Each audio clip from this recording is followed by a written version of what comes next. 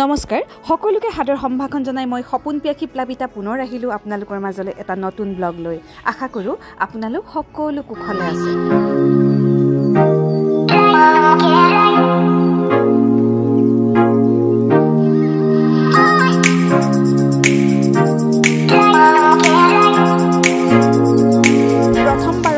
অনুষ্ঠিত কৰা আমাৰ প্ৰাক্তন ছাত্ৰী সমাৰোহৰ আজি দ্বিতীয় তথা শেষৰটো দিন আৰু আমি এতিয়া শেষৰ দিনৰ প্ৰথম কাৰ্যসূচী আৰম্ভ কৰিব লৈছে শোভাযাত্ৰা আৰু এই শোভাযাত্ৰাৰ বাবে আমি সকলো সাজু হৈছোঁ আমি এতিয়া অপেক্ষাৰত আমাৰ জুনাই মাননীয় বিধায়ক ভুৱন পেগু দেৱলৈ আৰু এয়া ইতিমধ্যে আহি আমাৰ শোভাযাত্ৰাত অংশগ্ৰহণ কৰিবলৈ ভুৱন পেগু ডাঙৰীয়া আহি উপস্থিত হৈছেহি আৰু আমি আমাৰ শোভাযাত্ৰা আৰম্ভ কৰিছোঁ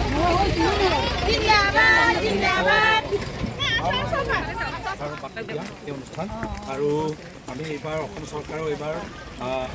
RCC বিল্ডিং 3টা এডিশ্যনেল ক্লাছৰুম দিছোঁ আৰু ভৱিষ্যতেও আমি আলোচনা কৰিছোঁ এইখনক খুব সুন্দৰভাৱে ডেভেলপ কৰাৰ কাৰণে মই ইতিমধ্যে আমাৰ মাননীয় শিক্ষামন্ত্ৰী ৰমেশ পেগু ডাঙৰীয়া তেখেতক অৱগত কৰিছোঁ আৰু তেখেতেও কৈছে এইটো খুব সুন্দৰভাৱে নিৰ্মাণ কৰিব নিৰ্মাণ কৰিব আৰু সেইকাৰণে আমি আশা ৰাখিছোঁ অহা দিনবোৰত আমাৰ সকলোৰে প্ৰচেষ্টা আৰু এলুমিনি যিখিনি আমাৰ ছাত্ৰী আছে প্ৰাক্তন ছাত্ৰী আছে মই ভাবিছোঁ তেখেতৰ পৰামৰ্শ লৈ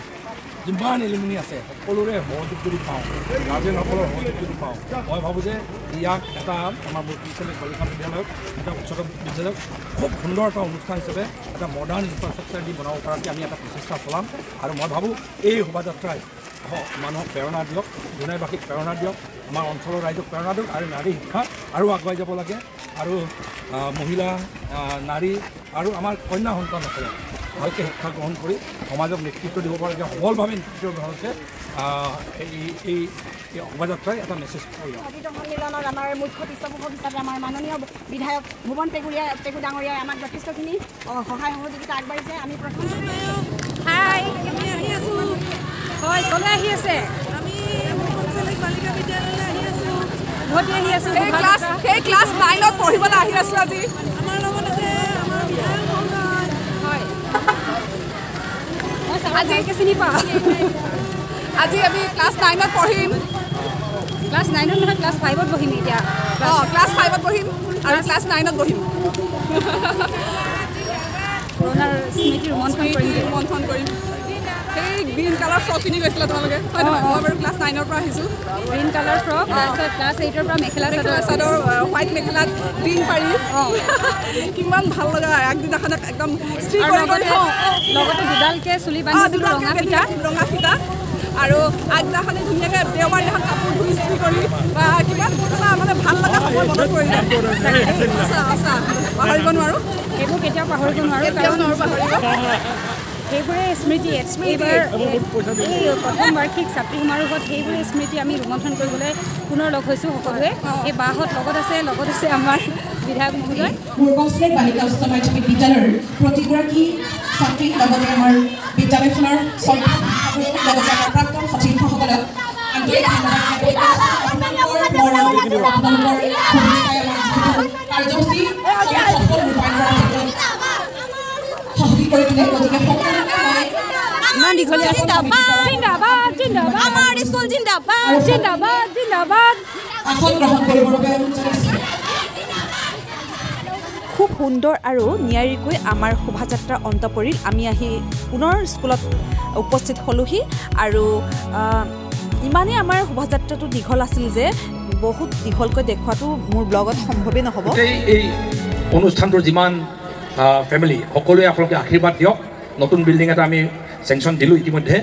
আৰু এইটো অলপ নিৰ্মাণ কাৰ্য আগবঢ়াৰ লগে লগে সম্পূৰ্ণ হোৱাৰ লগে লগে মই আমাৰ শ্ৰদ্ধাৰ শিক্ষামন্ত্ৰী ডক্টৰ ৰমেশ পেগু ডাঙৰীয়াক কৈছোঁ ইয়াৰ বাকী বিল্ডিং কিছুমান পৰিত্যক্ত অৱস্থাত আছে সেইটো আৰু আমি বিল্ডিং চেকশ্যন আমি লগে লগে দিম আৰু তাৰ ওপৰঞ্চি ইমিডিয়েটলি ইমাৰ্জেঞ্চি খুব ইয়াৰ যিখিনি চেনিটেশ্যন ফেচিলিটি খুব উন্নত বিশেষকৈ ছাত্ৰীৰ কাৰণে যিখিনি ফেচিলিটি আছে খুব দুৰৱস্থাত আছে মই আজিয়েই সেইদিনা মই কৈ থৈ গৈছিলোঁ মই এসপ্তাহৰ ভিতৰতে 10 লাখ টকাৰ খুব উন্নত মানদণ্ডৰ চেনিটেৰী ফেচিলিটি এটা নিৰ্মাণ কৰাৰ কাৰণে মই আধাৰিলা নিজে আহি কৰিম বুলি মই কৈ থৈ গৈছোঁ টাইল চাইজ লগাই পানী ফেচিলিটি ৰাখি খুব ধুনীয়া মই কৈছোঁ যে এয়াৰপৰ্টবোৰত যেনেকুৱা থাকে 10 লাখ টকা নিদিলে আৰু দিম কিন্তু ইনিচিয়েল এতিয়া 10 লাখ টকা যেহেতু ৰেডি আছে কাম ইমিডিয়েটলি সম্পূৰ্ণ আৰম্ভ কৰি 3 মাহৰ ভিতৰত সম্পূৰ্ণ কৰিব পৰাকে মই প্ৰচেষ্টা ইমিডিয়েটলি এসপ্তাহৰ ভিতৰতে ল'ম বুলি মই আপোনালোকক জনালোঁ নাৰী শিক্ষা বুলি আজি নতুনকৈ কথা ক'বলৈ মন নাই কিন্তু কি ক'বলৈ মন গৈছে জানেনে নাৰী শিক্ষাৰ যিটো আচল ৰস the juice of the education নাৰী শিক্ষাৰ যিটো আচল ৰস বা আমি যে শিক্ষা পাইছোঁ এই শিক্ষাৰ ফলটো আমি সঁচাকৈ জীৱনত উপভোগ কৰিছোনে নাই এগৰাকী ডক্টৰ হিচাপে এগৰাকী প্ৰফেচৰ হিচাপে এগৰাকী গৃহিণী হিচাপে এগৰাকী মহিলা উদ্যোগী হিচাপে ৰীল বনোৱা এগৰাকী ক্ৰিয়েটিভ ৱমেন হিচাপে আপোনালোকে নাৰী শিক্ষাৰ আচল ফলটো আচল ৰসটো the juice of life are you enjoying this is my question মই কাৰোবাক সুধিব পাৰিমনে যদি আপোনালোকে বেয়া নাপায় মই বাকেই ফাৰ্ষ্ট সুধিম নিৰ্মালী বাক বা আপুনি ভাবেনে যে আপুনি যিটো শিক্ষা আপুনি জীৱনত পালে সেই শিক্ষাৰ আচল ৰসটো আপুনি অনুভৱ কৰিছেনে মানে আপুনি পাইছেনে বা সেই ৰসটো আপুনি কেনেকৈ বিয়পাইছে সমাজলৈ আমাৰ প্ৰাক্তন ছাত্ৰী সমাৰোহৰ অন্তিম দিনৰ এটা গুৰুত্বপূৰ্ণ আলোচনাৰ বিষয় আছিল নাৰী শিক্ষা আৰু নাৰীৰ সামাজিক দায়িত্ব এই আলোচনাত অংশ লোৱা বিশিষ্ট লেখিকা তথা এইখন বিদ্যালয়ৰ প্ৰাক্তন ছাত্ৰী ভৱানী পেগুৰ বক্তব্যই উপস্থিত সকলোকে মোহিত কৰিলে মই অলপ ঘপককৈ এনচাৰটো দিব নোৱাৰিম তথাপি নাৰী শিক্ষা মই যিটো পালোঁ মই যদি নিজক চেম্পল হিচাপে লওঁ মই পাইছোঁ বুলি ভাবিব লাগিব মই শিক্ষিত হোৱাৰ লগে লগে মোৰ আত্মবিশ্বাস সেইখিনি বহুত বাঢ়ি যায় বা আমি শিক্ষিত হোৱাৰ লগে লগে আমি বহুত কথা আমি নজনা কথা বা অন্যৰ বিষয়বস্তুবোৰ আমি কি কৰিব পাৰোঁ সমালোচনামূলক দৃষ্টিভংগীৰে আমি চাবলৈ পাৰোঁ সেইখিনি মোৰ বুলি নহয় যিসকল শিক্ষিত নাৰীয়ে তেওঁলোকে এই সকলোবোৰ উপভোগ কৰিব পাইছে বা থেংক ইউ মই আৰু সঁচাকৈ মোৰ মানে সুধিবলৈ মন গৈছে তাৰমানে কাক সুধিম মই ভাবি পোৱা নাই ছিনিয়ৰবোৰ বহি আছে সঁচাকৈ মোৰ ভয় লাগে আজি মই বাক সুধিম বিনীতা ছাৰৰ বা যদিও মোৰ ছিনিয়ৰ হয় কিন্তু বাক মই মোৰ উপন্যাসৰ পাঠক হিচাপে চিনি পাওঁ সেইকাৰণে কমফৰ্টেবলি মই আপোনাক সুধিছোঁ আপুনি নাৰী শিক্ষাৰ ৰসটো আপুনি কেনেকৈ এনজয় কৰিছে আপুনি যে এডুকেশ্যন পালে লাইফত তাৰ ৰসটো আপুনি কেনেকৈ উপভোগ কৰিছে কালচাৰেল সন্ধিয়া হ'ব লাগে ইয়াত মানুহ ভৰি যাব গানৰ প্ৰগ্ৰাম হ'ব লাগে মানুহ ভৰি যাব এটা বৌদ্ধিক আলোচনা হওক এটা ইম্পৰ্টেণ্ট কথা হওক দেৰ ইজ ন' ওৱান কিন্তু আমাৰ লেকিংটো ঠিক এইখিনিতে আচলতে লেকিংটো তেওঁলোকৰ নহয় লেকিংটো আমাৰ মাজত আমি কথা কোৱা মানুহখিনিৰ হয়তো ইমানখিনি কেপাচিটি নাই যে we are not able to attract the people and call them towards আছ ধন্যবাদ এই প্ৰাক্তন ছাত্ৰী সমাৰোহত মাইক্ৰফোন ধৰিব দিয়াৰ কাৰণে ভৱানীলৈ ধন্যবাদ থাকিল যিহেতুকে নাৰী শিক্ষা গ্ৰহণ কৰি কিবা পালে সেইখিনি আচল কথা হ'ল কি আমি শিক্ষা গ্ৰহণ কৰিছোঁ কাৰণে সমাজত যদিও আমি চাকৰিয়াল মানুহ নহয় সমাজত কিবা এটা থিয় হৈ পেলাই সামাজিক দায়বদ্ধতাৰে কাম কৰিব পৰা এটা গুণ আয়ত্ব কৰিছোঁ সেইখিনিয়ে হৈছে নাৰী শিক্ষাৰ মেইন কথা যিহেতুকে মই কাৰোবাৰ স্কুল এখনত শিক্ষকতা কৰা নাই মেডিকেল কলেজত প্ৰফেচাৰ হোৱা নাই কলেজত প্ৰফেচাৰ হোৱা নাই এগৰাকী গৃহিণী হিচাপেও আমি বহুত কাম কৰিব পাৰোঁ এগৰাকী গৃহিণীয়ে শিক্ষাগত অৰ্হতা যদি থাকে ঘৰখন কি ধৰণে পৰিচালনা কৰিব পাৰে সেই কথাটো অন্ততঃ শিক্ষা থকা মহিলা এগৰাকীয়ে ঘৰখন ভালকৈ পৰিচালনা কৰাৰ ক্ষেত্ৰত গুৰুত্বপূৰ্ণ ভূমিকা গ্ৰহণ কৰে বুলিয়ে মই অনুভৱ কৰোঁ ধন্যবাদ আশা কৰা ধৰণে উত্তৰ পালোঁ থেংক ইউ ছ' মাছ বা থেংক ইউ ছ' মাছ আপুনি ইণ্টাৰেক্টিভ ছেশ্যনটোক অতি মানে এনজয়ফুল কৰাই দিলে আৰু অৱশেষত আমাৰ সাংস্কৃতিক সন্ধিয়াৰ কাৰ্যসূচী আৰম্ভ হৈ গ'ল আৰু এতিয়া গীত পৰিৱেশন কৰিছে আমাৰ প্ৰাক্তন ছাত্ৰী মায়ই আৰু খুব সুন্দৰভাৱে গীত পৰিৱেশন কৰি আছে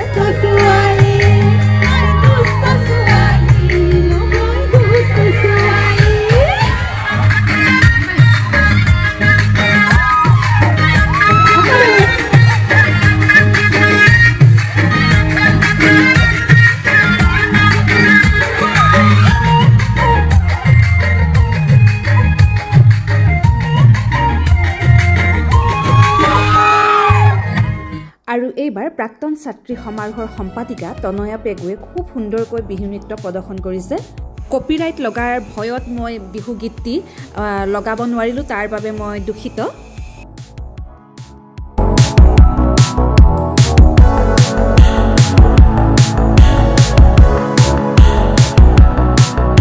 এই অনুষ্ঠানটো সুচাৰুৰূপে পৰিচালনা কৰা সকলোলৈকে আন্তৰিক ধন্যবাদ জনাইছোঁ বিশেষকৈ মোৰ বান্ধৱী তথা প্ৰাক্তন ছাত্ৰী সমাৰোহৰ সম্পাদিকা তনয়া পেগুলৈ বহুত বহুত ধন্যবাদ আমাক এনেকুৱা এটা অনুষ্ঠান উপহাৰ দি স্মৃতি ৰোমন্থন কৰিবলৈ সুবিধা দিয়াৰ বাবে আৰু এইটো দৃশ্য হৈছে আমাৰ শেষৰ দিনা মানে ফাংচনৰ শেষৰ দিনা আমাৰ ফ্লেগখন নমাইছে আমাৰ প্ৰাক্তন ছাত্ৰী সমাৰোহৰ সম্পাদিকা তনয়া পেগুৱে তেনেহ'লে আজিৰ ভিডিঅ'টো ইমানতে সামৰোঁ প্ৰাক্তন ছাত্ৰী সমাৰোহৰ যি ভিডিঅ' আছিল মই ইমানতে সমাপ্ত কৰিছোঁ পুনৰ নতুন ভিডিঅ'লৈ আহি আছোঁ আপোনালোকৰ কাষলৈ আপোনালোক ভালে থাকক কুশলে থাকক টেক কেয়াৰ বাই বাই